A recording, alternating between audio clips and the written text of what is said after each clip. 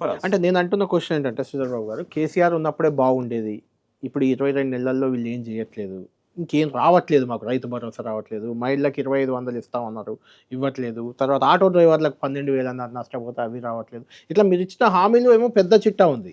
రైతు భరోసా ఇస్తా ఉన్నాం, 15,000 అన్నారు, 12,000కు తెచ్చారు. అది ఒకటి తర్వాత ఒకటి కొద్దిగా పెంచే కార్యక్రమం భాగంలోనే ముందుకు నడుస్తూ ఉన్నాం. 200 యూనిట్ల ఫ్రీ కరెంట్ ఇస్తూ ఉన్నాం, పేదవాడికి సంబంధించిన అంశం. అవును. 500 రూపాయలకే సిలిండర్ ఇస్తున్నాం. ఈరోజు ఉచిత బస్సు ప్రయాణం మహిళా సోదరులకు చేస్తూ ఉన్నాం.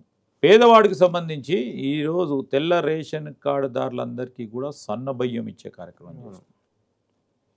దానికి తోడు రేషన్ కార్డులు, తెల్ల రేషన్ కార్డులు 10 సంవత్సరాల కాలం పాటు ఇవ్వకుంటే ఈరోజు తెల్ల రేషన్ కార్డులు ఇస్తూ ఉన్నాం. మీరు అంటా ఉన్నారు మహిళా సోదరిమణులకు 2,500కు సంబంధించి, కానీ ఇంకో 2-3 మా 6 గ్యారెంటీలో భాగంగా ఇచ్చిన కార్యక్రమం తప్పకుండా చేస్తామండి. మేము గాడిలో పెట్టి కార్యక్రమం చేసే ప్రయత్నం చేస్తూ ఉన్నాము.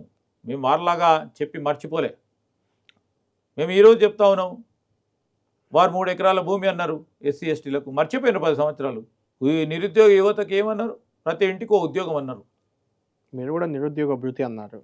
నిరుద్యోగ భృతికి సంబంధించి మేము ప్రధానంగా వీటన్నిటిని కూడా ఆలోచన కూడా చేసి ఉద్యోగ అవకాశాలు కల్పించాలి. అంటే నేను ఎందుకు అడుగుతున్నా శ్రీధర్బాబు గారు అంటే, ఎవరైనా ఏ పార్టీ అయినా, బీఆర్ఎస్ కానీ మీరు కానీ, ముందు అసలు ఫైనాన్షియల్ స్టేటస్ ఏంటి, రాష్ట్రం ఎట్లా ముందుకు తీసుకెళ్ళాలి, రాష్ట్రాన్ని ఎలా డెవలప్ చేయాలి, ఈ కాన్సెప్ట్ని పక్కన పెట్టి కేవలం తాయిలాలు ఇద్దాం, ఓట్లు దండుకుందాం, తర్వాత వీలైతే ఇద్దాం లేదంటే లేదు, ఈ కాన్సెప్ట్లో పోతున్నట్టుగా అనిపిస్తుంది. మీకు అనిపించట్లేదా?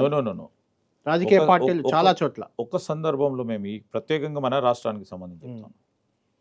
రాష్ట్రం సాధించింది ఎందుకు?